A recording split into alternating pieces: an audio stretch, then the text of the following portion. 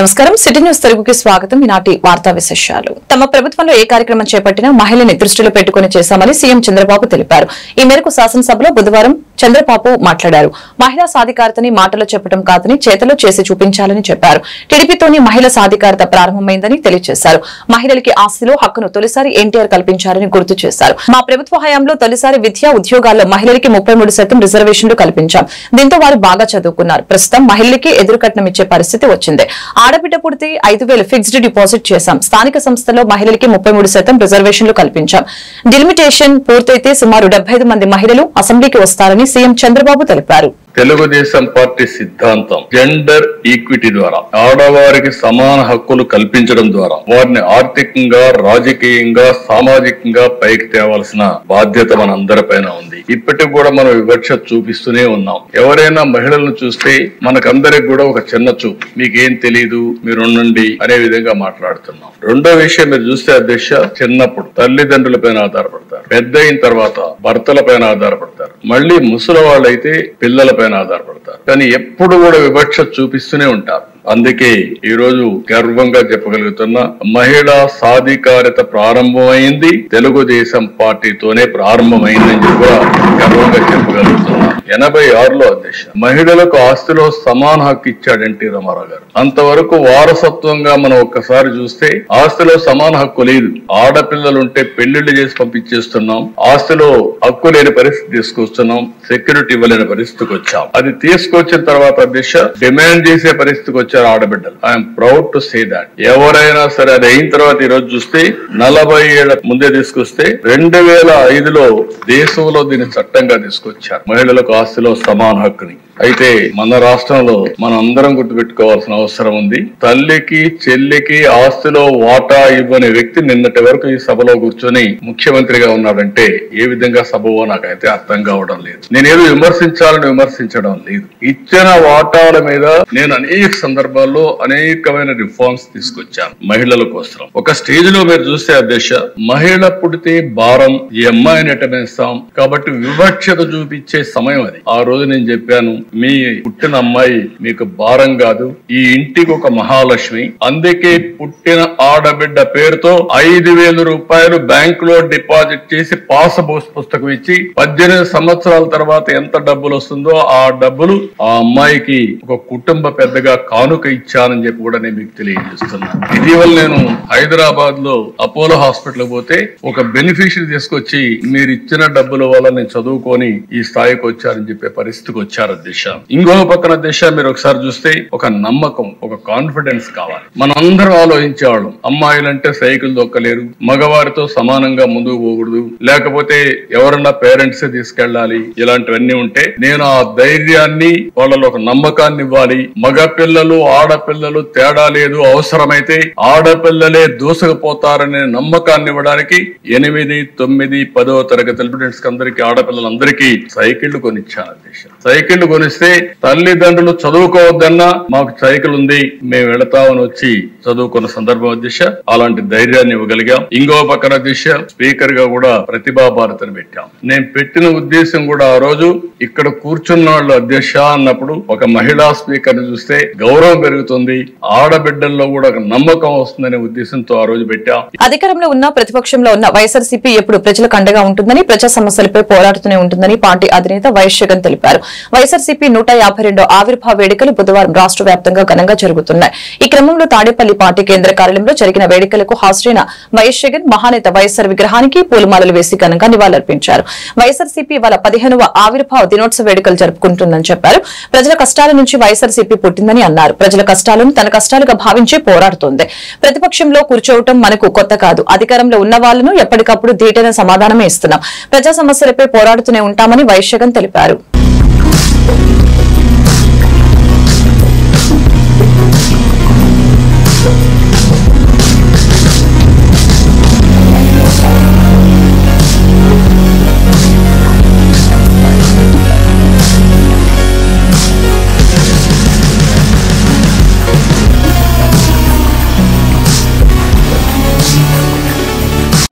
వైఎస్ఆర్సీపీ స్థాపించి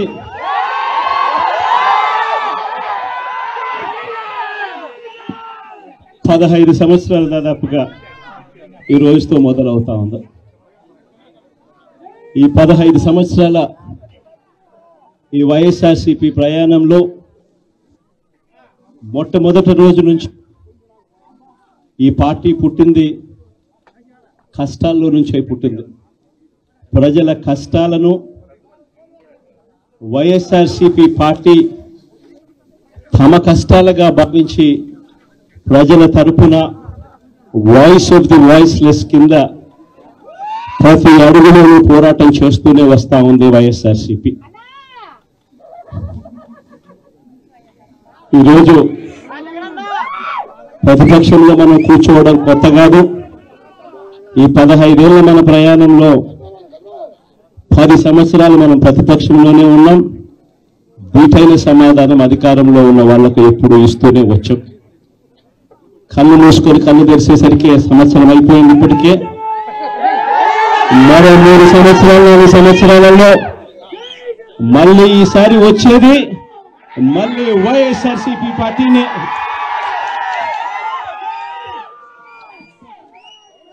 ఈరోజు వైఎస్ఆర్సీపీకి సంబంధించిన ప్రతి కార్యకర్త కూడా గ్రామంలో ఉన్న ఏ ఇంటికైనా కూడా వెళ్ళొచ్చు. ఏ పేదవాడింటికైనా కూడా వైఎస్ఆర్సీపీ కార్యకర్త సగర్వంగా తలెత్తుకుని కాలర్ ఎగిరేసుకుని వెళ్లే పరిస్థితి వైఎస్ఆర్సీపీకి సంబంధించిన కార్యకర్తలకు ప్రతి ఒక్కరికి ఉంది. ఏ ఇంట్లోకి వెళ్ళినా కూడా వైఎస్ఆర్సీపీ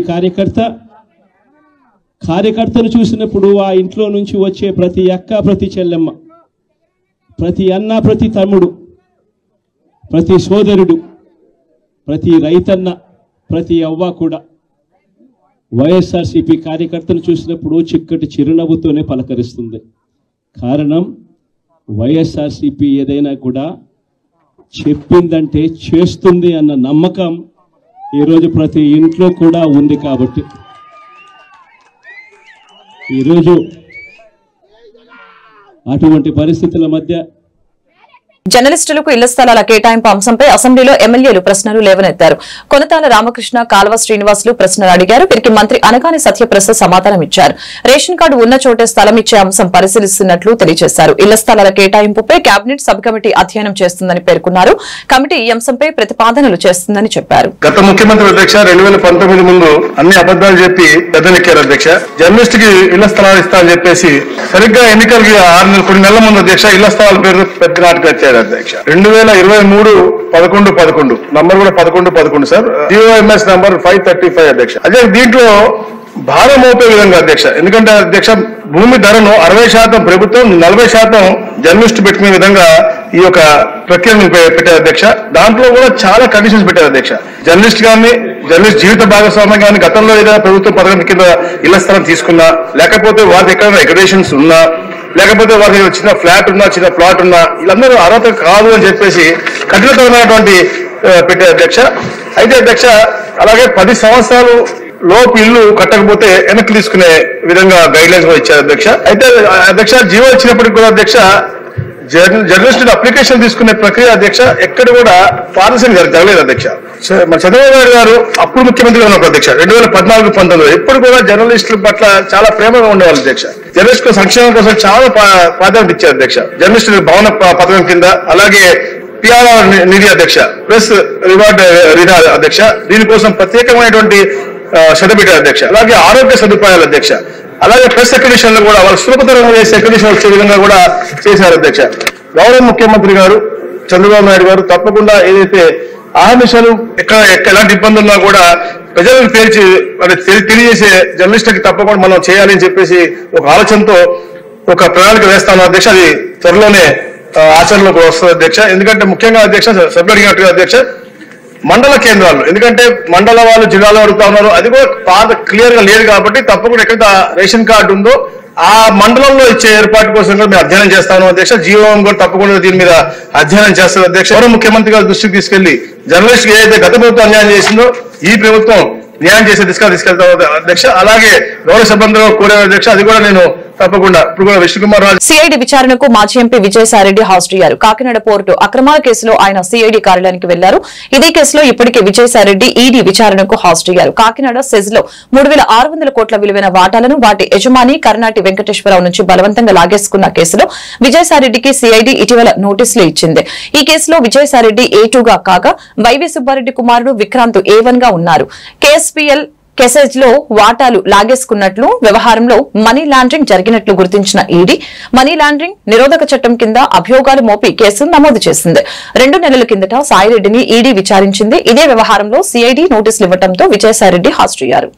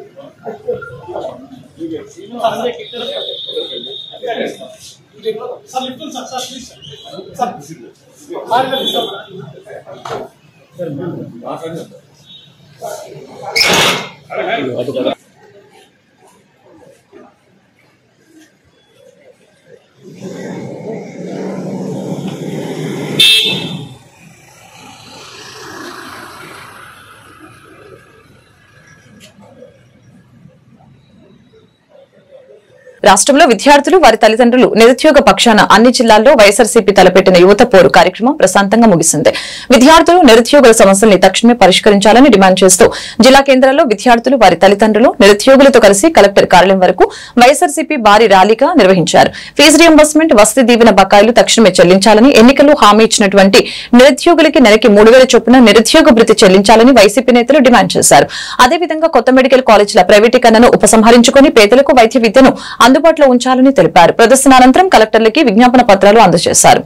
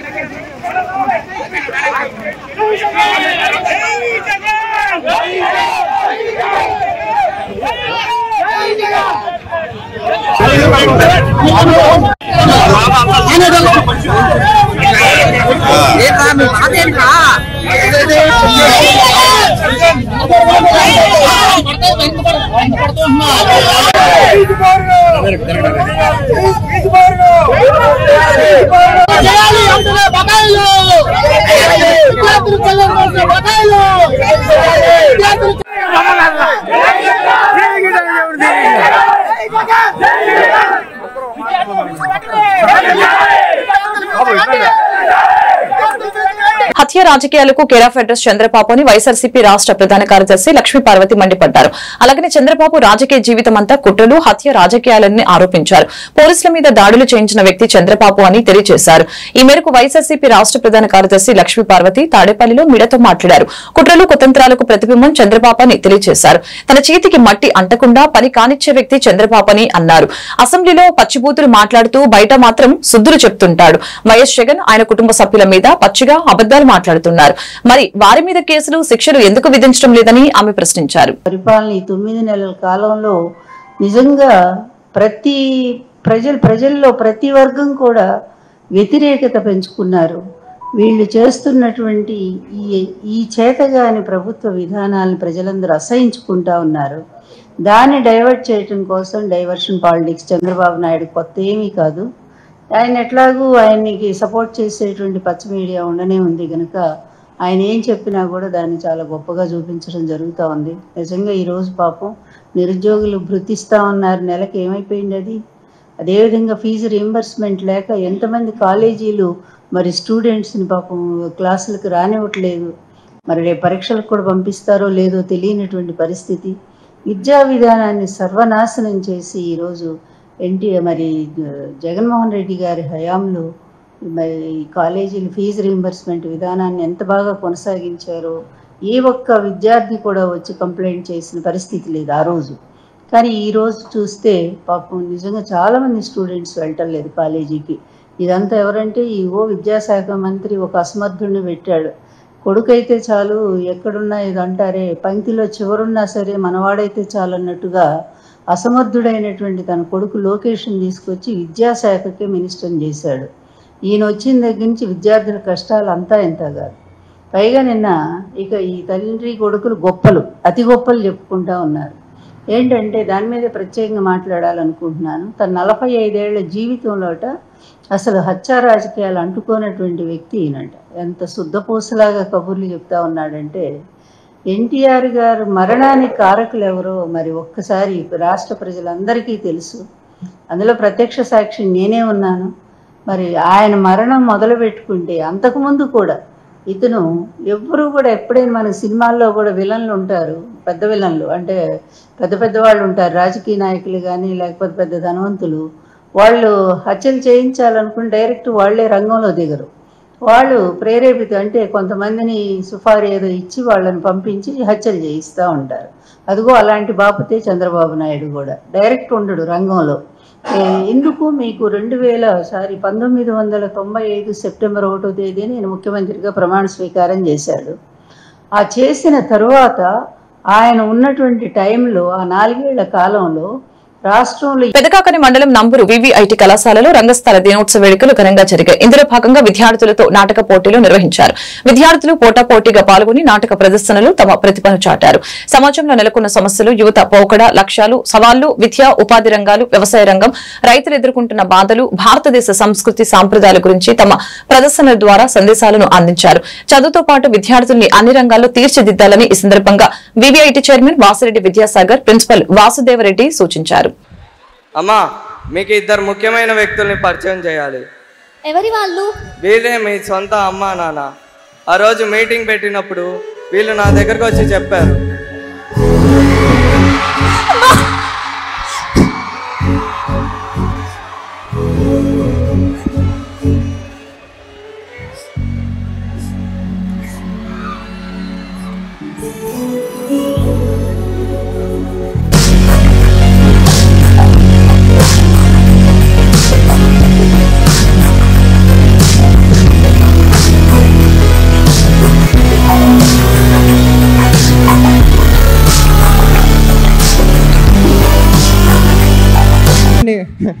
దౌర్జన్యాలు చేయడం, దోచుకోవడం మనకు కొత్త.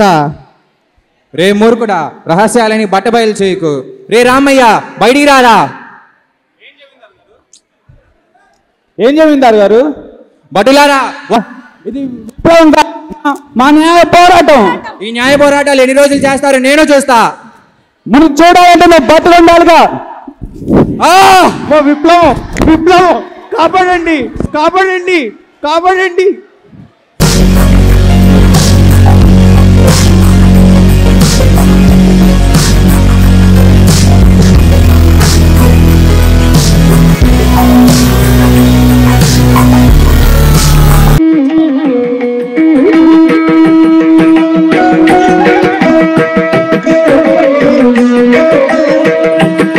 జరుగుతున్న మంచి అయినా ఆ మంచి నలుగురికి చెప్పాలన్నా లేదా జరుగుతున్న చెడుని ఎత్తి చూపాలన్నా దానికి సరైన మాధ్యమం ఈ నాటకం. క్లాస్ రూమ్లో పిల్లలకి పాఠాలు చెప్పడమే కాకుండా వాళ్ళని సృజనాత్మక వైపు నడిపించడం మా కాలేజీ ముఖ్య ఉద్దేశం. సో దీనికోసం గత 16-17 సంవత్సరాలుగా కాలేజీ థియేటర్ డే అని ఒక ఈవెంట్ని కండక్ట్ చేస్తుంది. సో ముఖ్యంగా ప్రతి డిపార్ట్మెంట్ నుంచి పిల్లలు వాళ్ళు స్వతహాగా ఇంట్రెస్ట్ ఉన్న పిల్లలందరినీ కలెక్ట్ చేసి వాళ్ళే ప్రాక్టీస్ చేసుకొని ఈ నాటకాలు అనేది ప్రదర్శిస్తూ ఉంటారు. సో దీనివల్ల వాళ్ళకి సమాజం పట్ల ఒక మంచి అవగాహన కలుగుతుందని కాలేజీ మేనేజ్మెంట్ ముఖ్యమైన ఉద్దేశం. భాగంగా ఈరోజు 8 నాటకాలు ప్రదర్శిస్తున్నాం ఇక్కడ. అందులో మా నాన్న రైతు, కలియుగం, అలాగే ఇంకా చాలా స్కిట్లు, మంచి మంచి సందేశాత్మక స్కిట్లు ప్రదర్శిస్తున్నారు. ముఖ్యంగా దీనికోసం పిల్లలు చాలా కష్టపడి వాళ్ళే డైలాగులు రాసుకొని వాళ్ళే సన్నివేశాలను కూర్చుకొని వాళ్ళంతటా వాళ్ళే అంటే వాళ్ళల్లో దాగి ఉన్న సృజనాత్మకతను వాళ్ళే వెలికి తీసుకొని ఒక మంచి ప్రదర్శనని ఇస్తారని మా ఉద్దేశం. సో ఇది చక్కగా ప్రదర్శితమవుతుంది.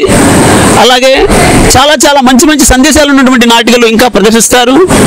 సో ఈ కార్యక్రమాన్ని మరింత విజయవంతం చేస్తారని ఆశిస్తూ సెలవు తీసుకుంటున్నాను. చేసే స్కిట్ వల్ల సందేశాలు ఏ రూపాలు వెళ్తాయి, ఏ అంశాలు ఉంటాయి ఇప్పుడు జరుగుతున్న ప్రస్తుతం సమాజంలో జరుగుతున్నటువంటి ముఖ్యమైనటువంటి వింత పోకడ అది వీడియో వైరల్ చేయడం. సమాజంలో ఏదైనా చెడు జరుగుతున్నప్పుడు దాన్ని అరికట్టడం పోయి దాన్ని వీడియోగా తీసి దాన్ని సోషల్ మీడియాలో పెట్టి ఆనందిస్తున్నారు చాలా మంది యువత ఈ రోజుల్లో. సో అటువంటి వాటి పట్ల ఎట్లా ఉండాలి, ఎంత జాగ్రత్త వహించాలి, వాటిని ఎలా అరికట్టాలి అనేటటువంటిది ఒక నాటిక రూపంలో ఈరోజు మన పిల్లలు స్టేజ్ మీద చూపిస్తున్నారు. అలాగే చదువుకునే వయసులో సరిగ్గా చదువుకోకుండా సబ్జెక్టులు బ్యాక్లాగ్స్ ఉంచుకొని చివరికి ఆత్మహత్య శరణ్యం అనుకున్న విద్యార్థులకి ఉద్యోగం ఒక్కటే కాదు, ఉద్యోగం కన్నా మంచిగా వ్యవసాయం చేస్తూ ఇంకా గౌరవంగా జీవించవచ్చు అని చెప్పేసి మన ఎలక్ట్రికల్ పిల్లలు. వైఎస్ఆర్ కాంగ్రెస్ పార్టీ 15వ ఆవిర్భావ దినోత్సవం సందర్భంగా గుంటూరు జిల్లా మంగళగిరి నియోజకవర్గం వైఎస్ఆర్ కాంగ్రెస్ పార్టీ కార్యాలయంలో జెండా ఆవిష్కరణ చేసిన మంగళగిరి నియోజకవర్గ సమన్వయకర్త దొంతిరెడ్డి వేమారెడ్డి మరియు నాయకులు కార్యకర్తలు. ఈ సందర్భంగా మీడియాతో ఇన్ఛార్జి వేమారెడ్డి మాట్లాడారు. వైఎస్ఆర్ కాంగ్రెస్ పార్టీ 15వ సంవత్సరంలోకి అడుగుపెట్టింది. ఈ సుదీర్ఘ కాలంలో పార్టీ నిరంతరం ప్రజలతోనే ఉంది, ప్రజల కోసం పనిచేస్తూనే ఉంది. అధికారంలో ఉన్న ఆ 5 ఏళ్లలో దేశ రాజకీయ చరిత్రలో ఏ రాష్ట్రంలో ఏ పార్టీ చేయని విధంగా సంక్షేమం అభివృద్ధిని అందించిందని చెప్పారు.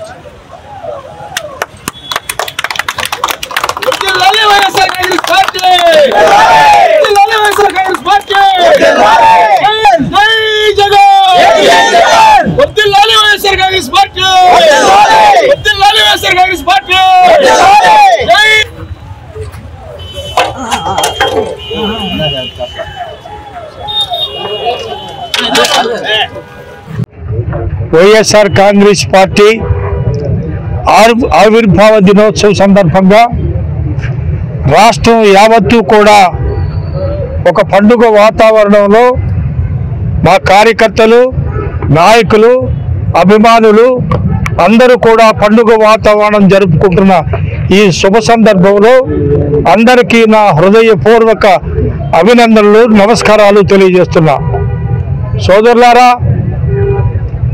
ఇప్పుడే మన మాజీ ముఖ్యమంత్రి వర్యులు, మన ప్రియతమ నాయకులు వైఎస్ జగన్మోహన్ రెడ్డి గారు పార్టీ ఆఫీసులో వైఎస్ఆర్ కాంగ్రెస్ పార్టీ ఆవిర్భావ దినోత్సవ కార్యక్రమాన్ని జరపడం జరిగింది. ఆ తర్వాత మళ్ళా ఇప్పుడు ఇక్కడ మన మంగళగిరి వైఎస్ఆర్ కాంగ్రెస్ పార్టీ ఆఫీసులో మన కార్యకర్తలు మనమందరం కూడా ఇక్కడ ఈ కార్యక్రమాన్ని జరుపుకుంటున్నాం. ఈ కార్యక్రమానికి వచ్చేసిన ప్రతి ఒక్కరికి కూడా పేరు పేరున హృదయపూర్వక నమస్కారాలు తెలియజేస్తున్నాను. సోదరులారా, సోదరిమణులారా, మన ప్రభుత్వం చేసిన కార్యక్రమాలు, మంచి పనులు అన్నీ కూడా ఇవాళ మనం ప్రజల్లోకి తీసుకువెళ్లాల్సిన బాధ్యత మన మీద ఉందని తెలియజేస్తున్నా. ఎందుకంటే ఇవాళ ముఖ్యమంత్రిగా ఉన్న చంద్రబాబు నాయుడు గారు చెప్పిన మాట చెప్పకుండా అన్ని అబద్ధాలు చెప్తున్నారు. ఆయన ఈ అబద్ధాలను అంతకుముందు జగన్మోహన్ రెడ్డి గారు అయితే కార్యక్రమాలు చేపట్టాడో బడుగు బలహీన వర్గాల వాళ్ళందరికీ ఉపయోగపడేవి, ఇప్పుడు ఈయన ఎన్నికల ముందు చేసిన ప్రమాణాలని, ఈ 6 సూత్రాల కార్యక్రమాలని తొంగలో తొక్కి ఇవాళ ప్రజల జీవితాలతో ఆటలాడుకునే కార్యక్రమాన్ని చేపట్టాడు. మరి ఇవాళ మరీ ముఖ్యంగా యువత పోరు కార్యక్రమాన్ని రాష్ట్ర వ్యాప్తంగా కూడా దుగ్గిరాలలో కాకతీయ కోఆపరేటివ్ బ్యాంక్ ఏర్పాటు చేయడం అభినందనీయమని మాజీ మంత్రి ఎమ్మెల్సీ ఆలపాటి రాజేంద్ర ప్రసాద్ తెలిపారు. బుధవారం మండల కేంద్రమైన దుగ్గిరాలలో స్టేట్ బ్యాంక్ సమీపంలో ఏర్పాటు చేసిన కాకతీయ కోఆపరేటివ్ బ్యాంక్ ని ముఖ్య అతిథిగా పాల్గొన్న రాజేంద్ర ప్రసాద్ ప్రారంభించారు. తదుపరి వచ్చిన అతిథులకి పుష్పగుచ్చాలు అందజేసి ఘన స్వాగతం పలికారు. కార్యక్రమంలో బ్యాంక్ వైస్ చైర్మన్ గ్రంథి చంద్ర మౌలీశ్వరరావు, గుంటూరు పార్లమెంటు టీడీపీ జిల్లా కార్యదర్శి పోతినేని శ్రీనివాసరావు, తెలుగుదేశం పార్టీ మండల పార్టీ అధ్యక్షురాలు కేశంనేని శ్రీ అనిత, మాజీ ఎంపీపీ వెనగల్ల శ్రీకృష్ణ ప్రసాద్, బీజేపీ జిల్లా అధ్యక్షులు తిరుపతిరావు ప్రసాద్ పాల్గొన్నారు.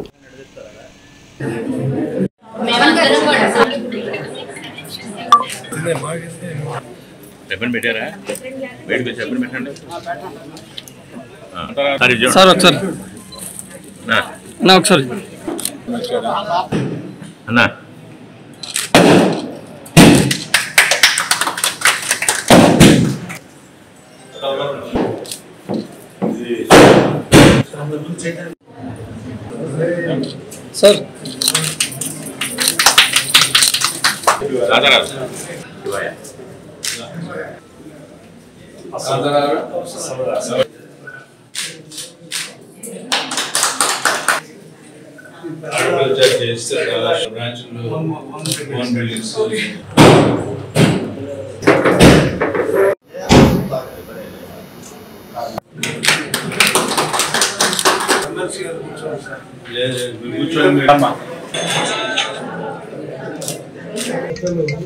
Kakatiya cooperative bank